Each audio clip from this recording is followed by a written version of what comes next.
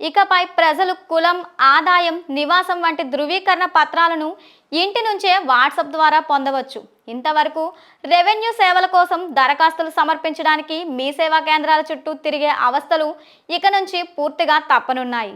తెలంగాణ ప్రభుత్వం మీ సేవా service on వాట్సాప్ను ప్రారంభించింది. 8096958096 నెంబర్కు మెసేజ్ పంపి ఆధార్ ఆధారిత ధృవీకరణ తర్వాత సేవలు పొందవచ్చు.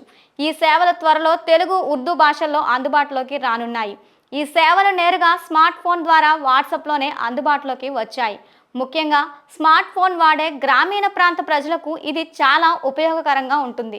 పౌరులు తమ ఇంటి వద్దనే కూర్చొని ఆదాయం, కులం, నివాసం, జనన, మరణ ధృవీకరణ పత్రాలు, వివాహ రిజిస్ట్రేషన్, మార్కెట్ వాల్యూ సర్టిఫికేట్స్ వంటి అన్ని రకాల ధృవపత్రాల కోసం ఫోన్ నుంచే దరఖాస్తు చేసుకోవచ్చు.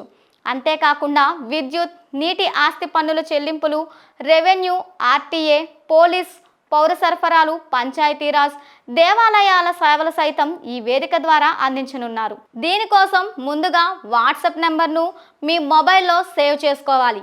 ఆ తర్వాత నెంబర్కు హాయ్ లేదా మెను అనే ఆప్షన్ టైప్ చేసి పంపిస్తే అందుబాటులో ఉన్న సేవల జాబితా కనిపిస్తుంది. ఆ తర్వాత ఆధార్ ఆధారిత ధృవీకరణ ఓటీపీ ప్రక్రియ పూర్తి చేయాలి. అవసరమైన పత్రాలను స్కాన్ చేసి పత్రాలను నేరుగా వాట్సాప్లోనే అప్లోడ్ చేయవచ్చు. దరఖాస్తు ఫీజును ఆన్లైన్లో పేమెంట్ గేట్వే ద్వారా సురక్షితంగా చెల్లించవచ్చు. దరఖాస్తు స్టేటస్ అప్డేట్స్ ఎప్పటికప్పుడు సంక్షిప్త సందేశం SMS రూపంలో వస్తాయి.